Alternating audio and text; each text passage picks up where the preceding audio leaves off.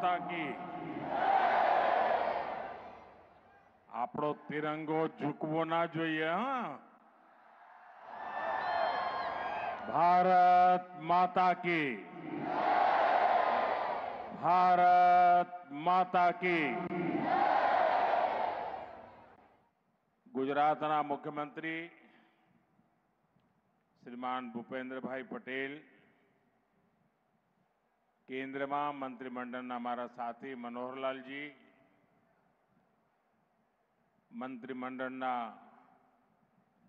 अन्य सभी सौ सदस्यों, सांसद, विधायकगण,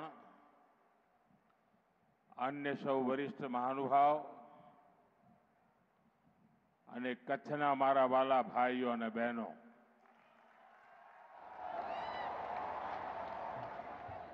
મુજા સરજ્જા સત્રી એડા કચ્છી માડુ કી આયો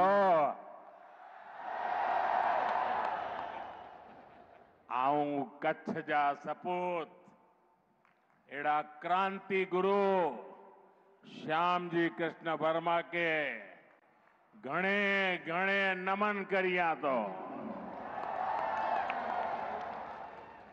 आई माड़े कच्छी भा भेणु के मुजा जजा जजा राम राम।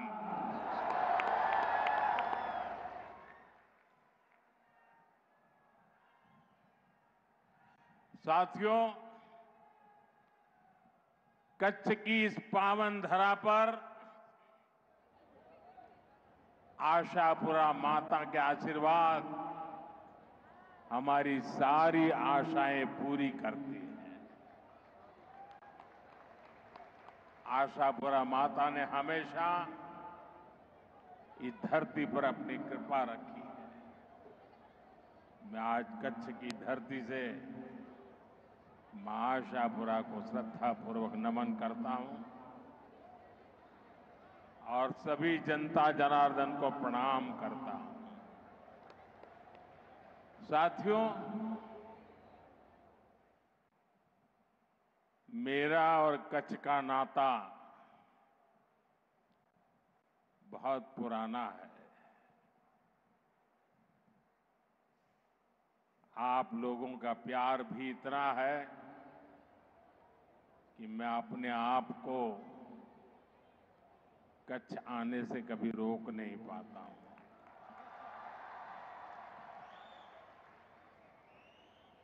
और जब मैं राजनीति में भी नहीं था, सत्ता से मेरा कोई लेना देना नहीं था, उस समय भी कच्छ की धरती पर लगातार आना ये मेरी सहज कार्य रचना हुआ करती थी। यहां के चप्पे चप्पे पर जाने का मौका मिला है। कच्छ के लोगों का आत्मविश्वास अभावों के बीच भी आत्मविश्वास से भरे हुए लोग ये हमेशा हमेशा मेरे जीवन को दिशा देते रहे हैं।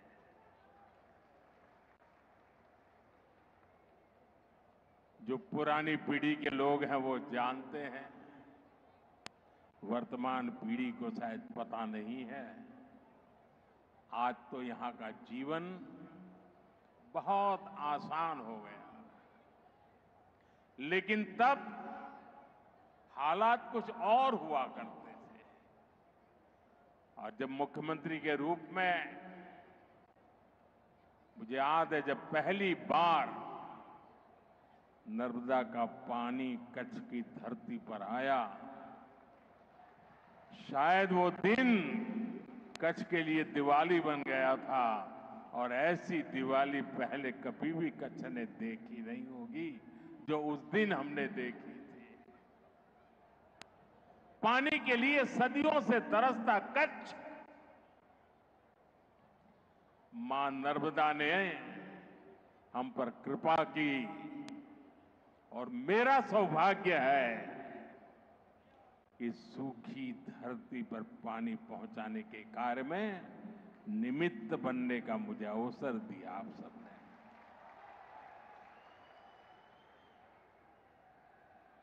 मैं जब मुख्यमंत्री था, लोग गिनते थे कि मुख्यमंत्री जी कितनी बार कच्छ आए, हिसाब लगाते थे। कुछ लोग तो कहते थे मोदी जी ने सेंचुरी लगा दी है।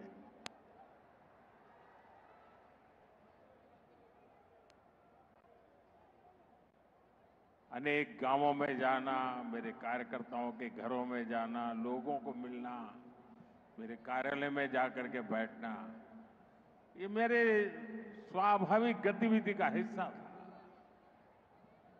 साथियों, मैंने देखा है कि कच्छ में पानी नहीं था, लेकिन कच्छ के किसान पानीदार थे। उनका जज्बा हमेशा देखने लायक रहा है। सालों तक जो भी मैंने कच्छ में अनुभव किया और मैं उसमें विकास की बहुत संभावनाएं देखता था। कच्छ ऐसा नहीं हो सकता। जिस भूमि पर हजारों साल पहले धौलावीरा हुआ हो, उस भूमि में जरूर कोई ताकत होनी चाहिए। हमें उसकी पूजा करनी चाहिए। और साथियों, कच्छ ने दिखा दिया कि उम्मीद और निरंतर परिश्रम से स्थितियों को पलटा जाता है, आपत्ति को अवसर में बदला जा सकता है और इच्छित सिद्धियों को प्राप्त किया जा सकता है। जब यहां भूकंप आया था तो दुनिया को लगता था कि बस खत्म, अब कुछ नहीं हो सकता। और कच्छ मौत की चादर ओढ़ करके सोया था उस भूकंप में। लेकिन साथियों, मैंने कभी मेरा विश्वास खोया नहीं था। मेरा विश्वास कच्छी खमीर पर था। અને એટલે જ હું તો કહેતો હતો બાળકોને ભણાવવું પડશે કે કચ્છનો ક અને ખમીરનો ખ।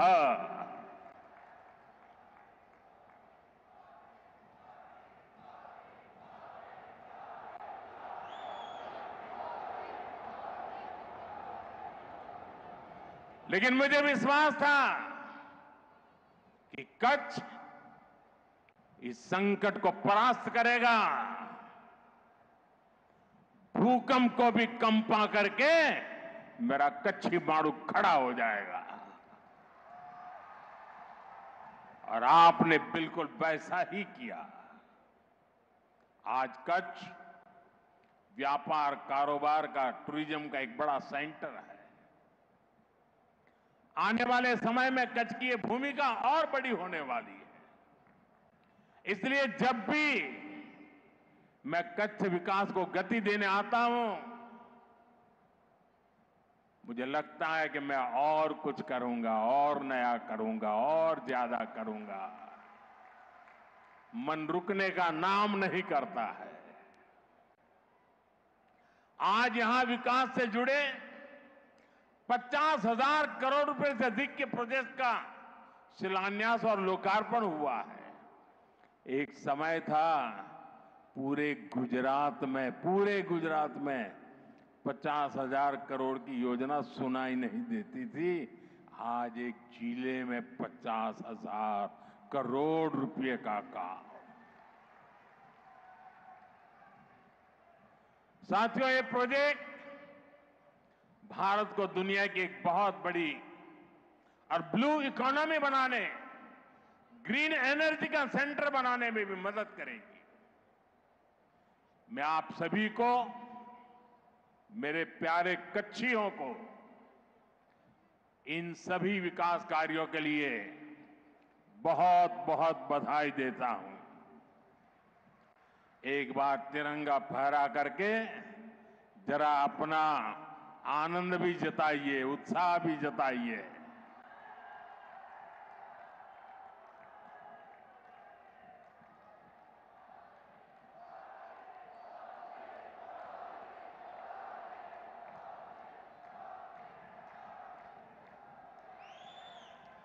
साथियों, हमारा कच्छ हरित ऊर्जा का दुनिया का सबसे बड़ा केंद्र बन रहा है। आप सुन रहे हो? क्या कहा मैंने? दुनिया का सबसे बड़ा। हो जाए एक बार।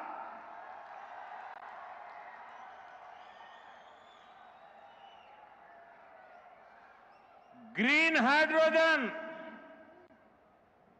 एक नए प्रकार का ईंधन है।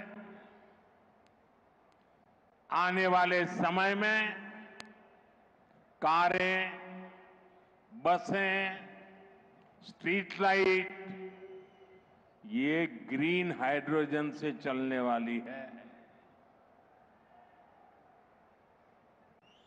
कांडला देश के 3 ग्रीन हाइड्रोजन हब में से एक है।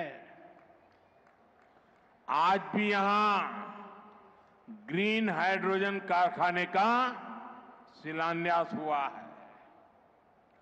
इस कारखाने में जो टेक्नोलॉजी लगी है,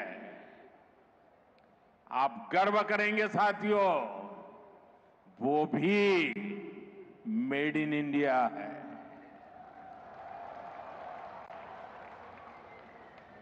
हमारा कच्छ भारत की सौर क्रांति के भी केंद्र में है।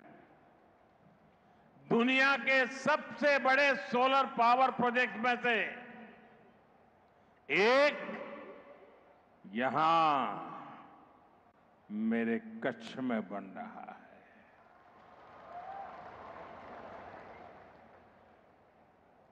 एक जमानो હતો આપણે કચ્છનું વર્ણન કરીએ એટલે વારે કે ભાઈ અમારે તો હું રણ છે કે અહીંયા શું થાય। અને એ વખતે હું કહેતો હતો આ રણ નહીં, આ તો મારા ગુજરાતનું તોરણ છે।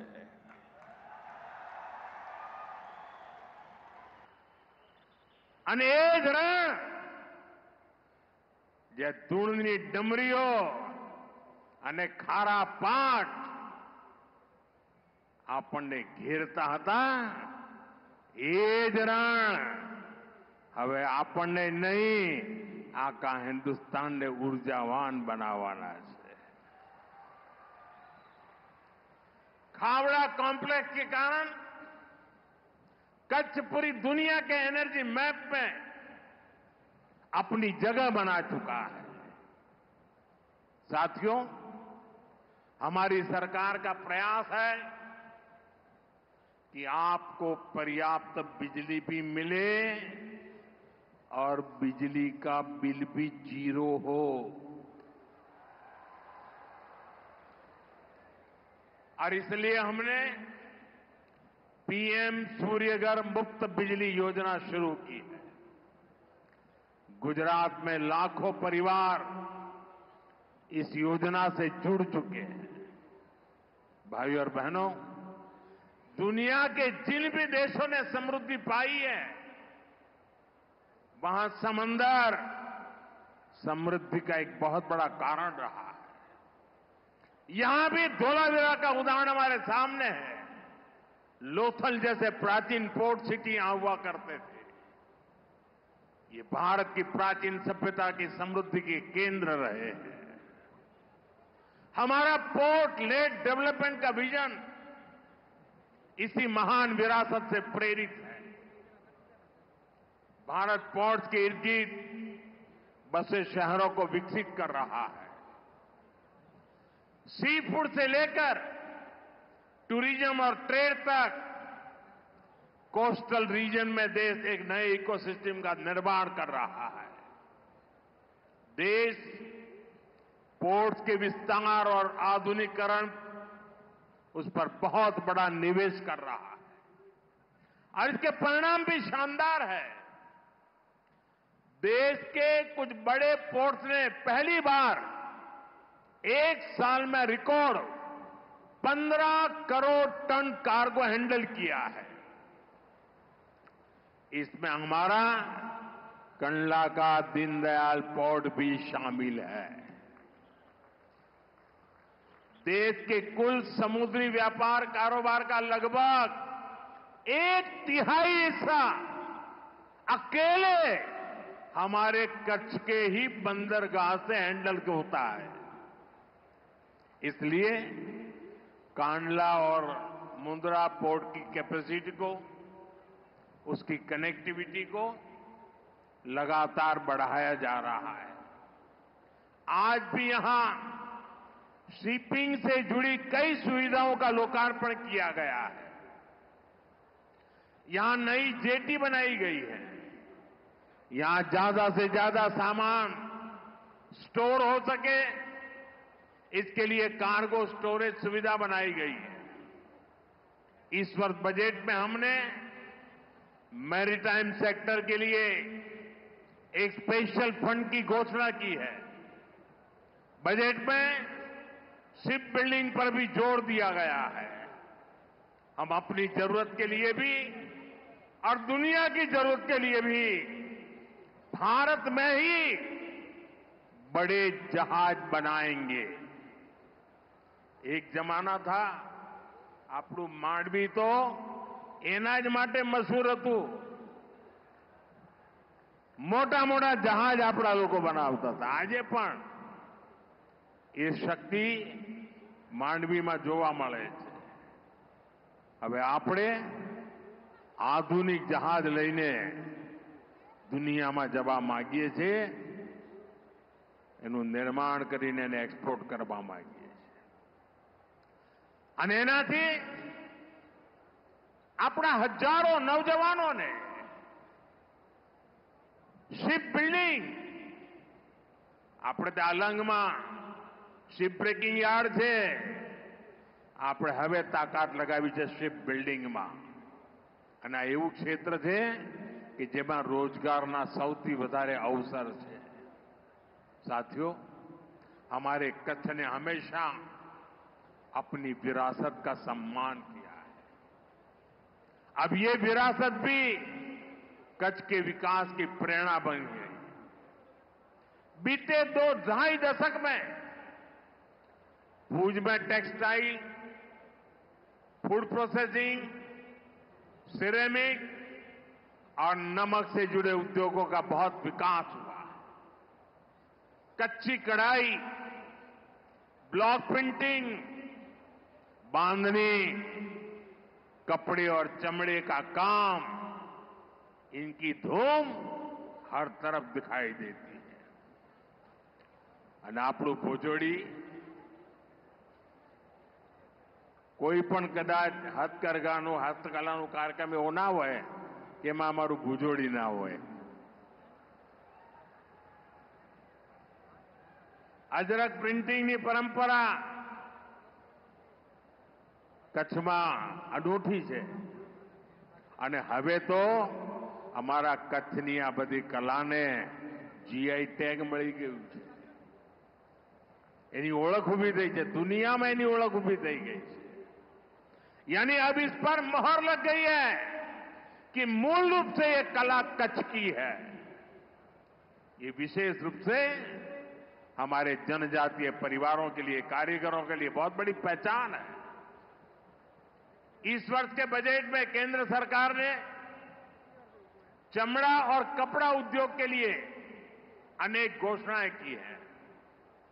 साथियों, मैं कच्छ के किसान बहनों और भाइयों को, परिश्रम को भी नमन करता हूं। आपने मुश्किल चुनौतियों के बीच में हार नहीं मानी। एक समय था जब गुजरात में पानी सैकड़ों फीट नीचे चला गया था। नर्मदा जी की कृपा और सरकार के प्रयासों से आज स्थिति बदल गई। केवड़िया से कच्छ के मोड़कुबा तक जो नहर बनी है उससे कच्छ की किस्मत बदल गई है। आज कच्छ के आम, खजूर, अनार, जीरा और ड्रैगन फ्रूट तो कमाल कर रहा है। ऐसी अनेक फसलें दुनिया भर के बाजारों तक पहुंच रही है। एक समय था कच्छ पलायन के लिए मजबूर था। हमारे यहां पॉपुलेशन का माइनस ग्रोथ हुआ करता था। आज कच्छ के लोगों को ही कच्छ में रोजगार मिलता है। इतना नहीं, कच्छ के बाहर लोगों की आशा भी कच्छ में बन गई है। साथियों, देश के नौजवानों को ज्यादा से ज्यादा रोजगार मिले, ये भाजपा सरकार की प्राथमिकता है। टूरिज्म एक ऐसा सेक्टर है जिसमें बहुत बड़ी संख्या में रोजगार है। कच्छ में इतिहास भी है, संस्कृति भी है और प्रकृति भी है।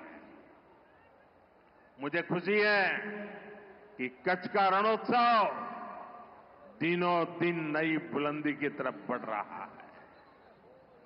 ये जो स्मृति वन हमारे भुज में बना है, इसको यूनेस्को ने दुनिया का सबसे खूबसूरत संग्रहालय माना है। आने वाले समय में यहां के पर्यटन में और विस्तार होगा। धोरडो गांव दुनिया के बेस्ट टूरिज्म विलेज में से एक है क्या धोरडो वाले? आज यहां जरा तिरंगा फहराइए। मांडवी का सी बीच भी पर्यटकों के लिए आकर्षण का केंद्र बन रहा है। और मैं तो भूपेंद्र भाई को रिक्वेस्ट करता हूं, कच्छ के सारे नेता यहां बैठे हैं, जब हमारा रणोत्सव चलता हो, क्या उसी समय हम कच्छ के बीच पर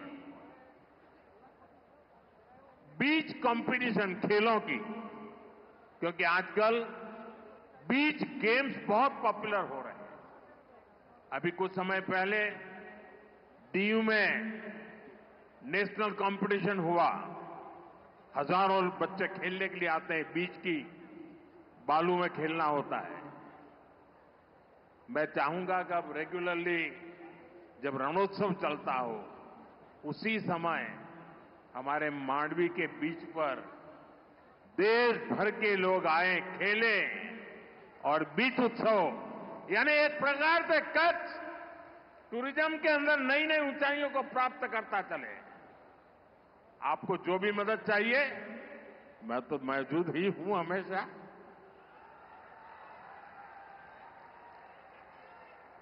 साथियों, अहमदाबाद ने भूजनी वच्चे नमो भारत રેપિડ રેલ આણે પણ ટુરિઝમને મોટી તાકાત આપી છે। સાથીઓ, આજે 26 મે છે।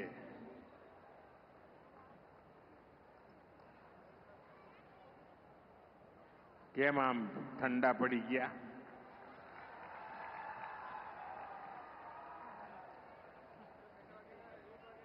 આપ સૌ ગુજરાતના ભાઈઓ બહેનોએ મને વાજતે ગાજતે ગુજરાતમાંથી વિદાય આપીને દિલ્હી મોકલ્યો અને 2014 26 મે આજે જ અને લગભગ આ જ સમયે દેશમાં પહેલીવાર प्रधानमंत्री तरीके, प्रधान सेवक तरीके सौगंध लीधा था।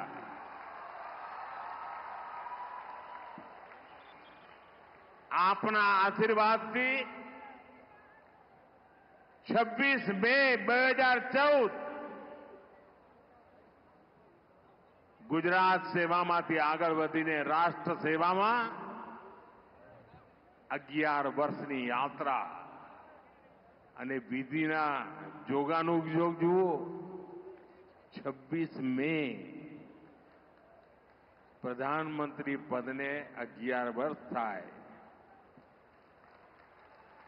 અને જે દિવસે મેં સોગંદ વિધિ લીધી હતી ત્યારે દેશ દુનિયામાં ઇકોનોમીમાં 11 નંબર પર હતો અને આજે 11 વર્ષે 4 નંબર પર પહોંચી ગયો.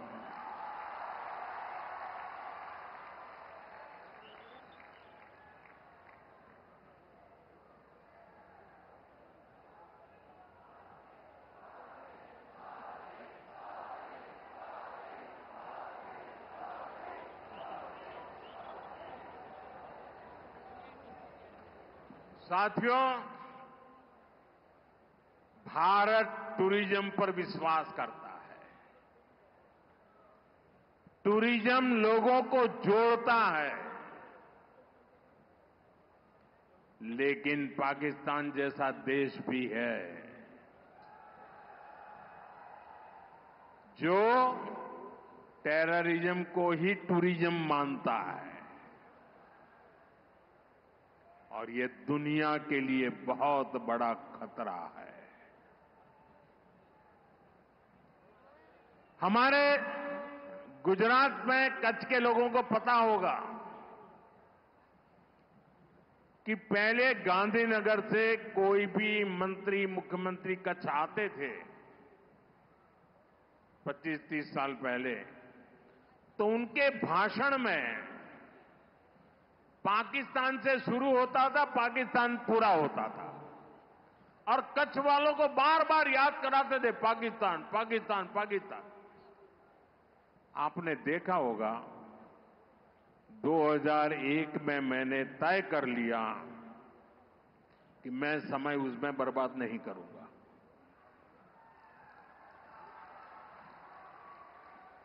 मैं कभी भी उस चीज के जिक्र ही नहीं करता था. मैं सिर्फ कच्छ की ताकत की बात करता था. भुला दिया था मैंने.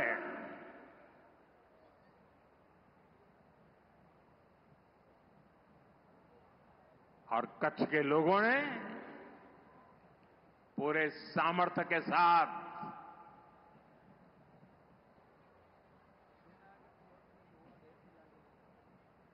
पाकिस्तान को भी ईर्ष्या हो जाए वैसा कच्छ बना दिया. दोस्तों, साथियों, हमारी नीति आतंकवाद के खिलाफ जीरो टॉलरेंस की है.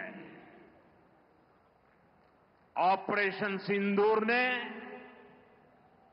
इस नीति को और स्पष्ट कर दिया है. जो भी भारतीयों का खून बहाने की कोशिश करेगा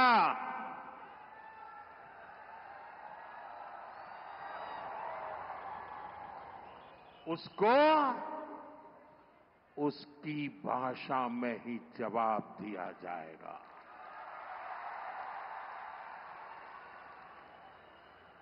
भारत पर आंख उठाने वाले किसी भी कीमत पर बख्शे नहीं जाएंगे. साथियों, ऑपरेशन सिंदूर मानवता की रक्षा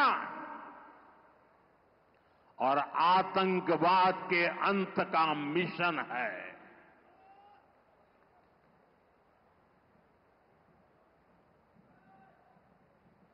22 मई के बाद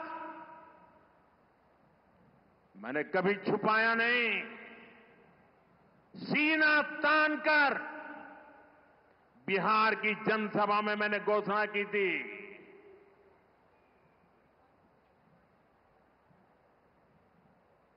मैं आतंकवाद के ठिकानों को मिट्टी में मिला दूंगा.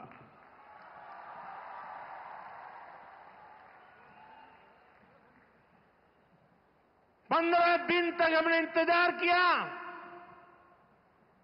फिर पाकिस्तान आतंकवाद के खिलाफ कोई कदम उठाएगा लेकिन शायद आतंकवाद ही उनकी रोजी रोटी है। जब उन्होंने कुछ नहीं किया तो फिर मैंने देश की सेना को खुली छूट दे दी। भारत के टारगेट पर आतंकवादियों के हेडक्वार्टर थे। सैकड़ों किलोमीटर अंदर जाकर के अगल बगल में किसी का भी नुकसान हुए बिना सीधी चोट करके आ गए। सटीक वार किया। ये दिखाता है कि हमारी सेना कितनी सक्षम और कितनी अनुशासित है।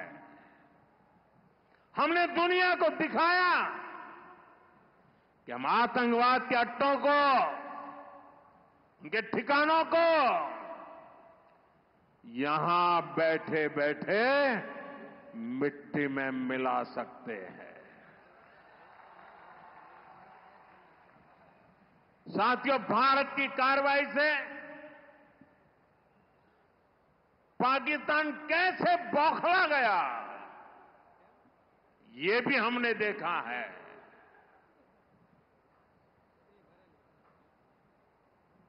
9 तारीख रात को हमारी कच्छ की सीमा पर भी ड्रोन आए।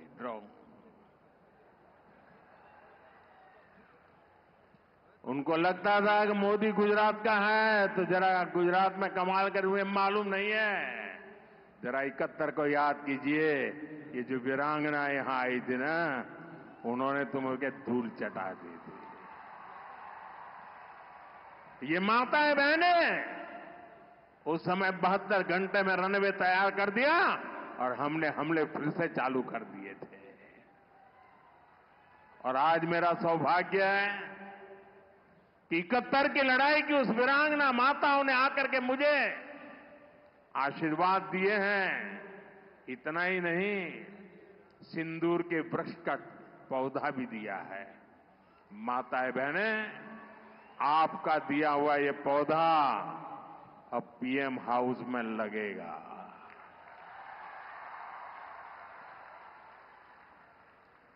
ये सिंदूर का पौधा है, ये वटवृक्ष बन करके रहेगा। साथियों, पाकिस्तान ने, हमने तो आतंकवादियों के ठिकानों पर हमला किया था। उन्होंने हमारे निर्दोष नागरिकों पर हमला करने की कोशिश की।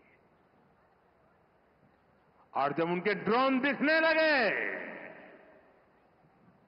तो पलक झपकते ही एक के बाद एक, आपने देखा कैसे गिरते थे।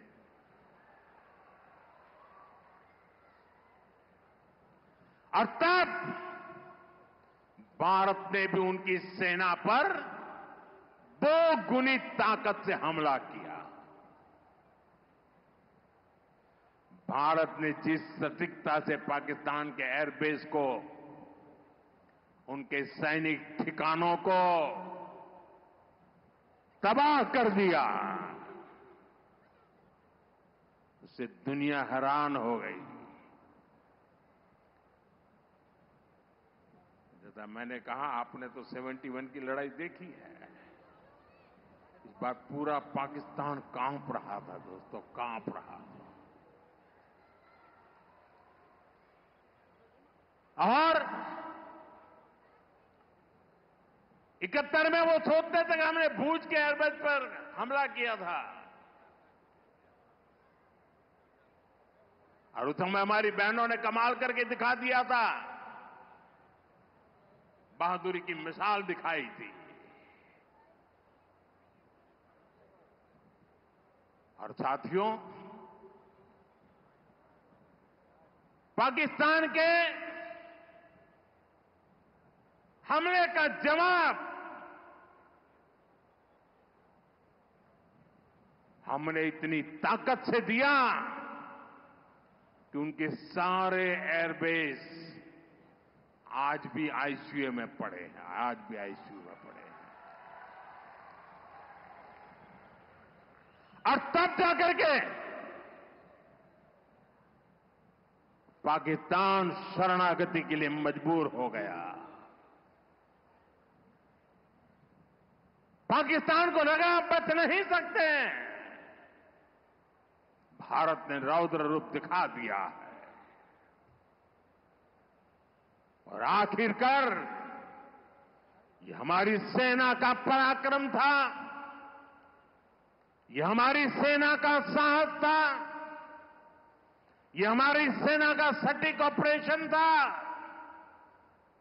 कुछ ही घंटों में पाकिस्तान ने सफेद झंडा फहराना शुरू कर दिया। उन्होंने कहा कि हम गोली नहीं चलाना चाहते। हमने कहा हम तो पहले भी कह देते थे भाई, हमने तो पहले ही कहा था। हमने आतंकवाद के ठिकानों को तोड़ना था, मारना था, सबक सिखाना था। उसके बाद तुम्हें चुप रहने की जरूरत थी, लेकिन तुमने गलती की तो तुम्हें सजा भी भुगतनी पड़ी। साथियों, भारत की लड़ाई सीमा पार पल रहे आतंकवाद से। जो आज इस आतंकवाद को पाल पोस रहा है, उससे हमारी दुश्मनी है। मैं कच्छ की इस धरती से, पाकिस्तान की सीमा पर सटा हुआ मेरा जिला है, मैं पाकिस्तान के लोगों को भी कहना चाहता हूं, क्या पाया आपने? हिंदुस्तान दुनिया की चौथी इकोनॉमी बन गया और तुम्हारा हाल क्या है? तुम्हारे बच्चों के भविष्य को बर्बाद किसने किया? तुम्हें दर दर भटकने के लिए मजबूर किसने किया? ये आतंकवाद के आकाओं ने।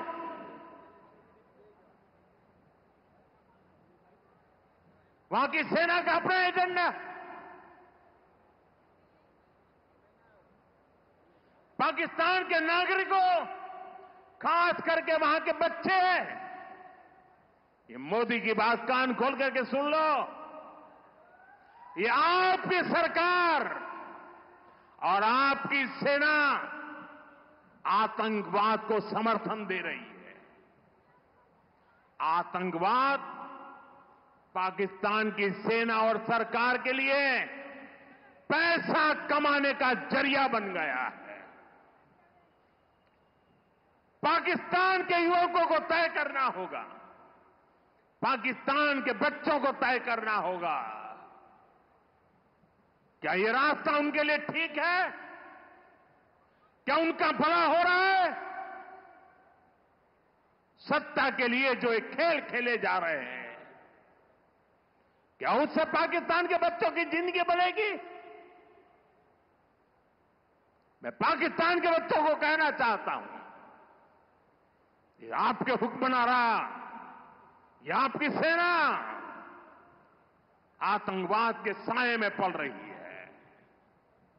वो आपके जीवन में खतरे पैदा कर रही है, आपके भविष्य को नष्ट कर रही है, आपको अंधेरे में धकेल रही है। पाकिस्तान को आतंक की बीमारी से मुक्त करने के लिए पाकिस्तान के अवाम को आगे आना होगा, पाकिस्तान के नौजवानों को आगे आना होगा। सुख चैन की जिंदगी जियो, रोटी खाओ, वरना मेरी गोली तो है ही।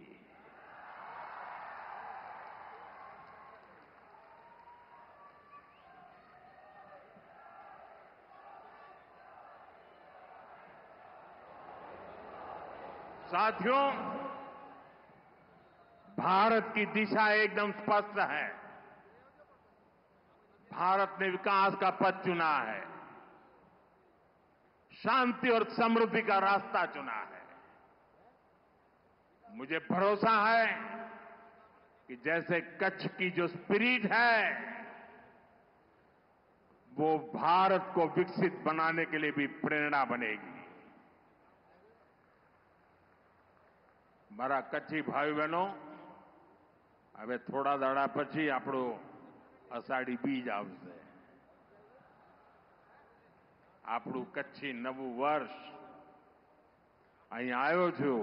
પહેલા તો અહીં અષાઢી બીજે આવવાનો મોકો લેતો હતો, પણ હવે આવવાનો નથી. તો આજે આપણા અષાઢી બીજના નવ વર્ષની શુભેચ્છાઓ મારા કચ્છી ભાઈઓ બહેનો દેતો જાઓ. કચ્છના મારા વાલા ભાઈ બહેનો, આપનો પ્રેમ, આપના આશીર્વાદ અને આજે જે રોડ શો કર્યો આપે આટલી ગરમીમાં, એરપોર્ટથી અહીં સુધી માનવ મહેરામણ ઉમટ્યું હતું. કચ્છને મારા 100 સલામ દોસ્તો, 100 સલામ. एक बार फरी आप सौने अनेकविध विकास कार्यों ने खूब खूब शुभकामनाओं आपू छू. मारी साथे जोर पूरी ताकत थी बोलिए અને तिरंगा झंडा ने बराबर ऊंचा करीने करिए. भारत माता की, भारत माता की, भारत माता की, भारत माता की. वंदे वंदे वंदे वंदे वंदे वंदे वंदे. बहुत बहुत धन्यवाद.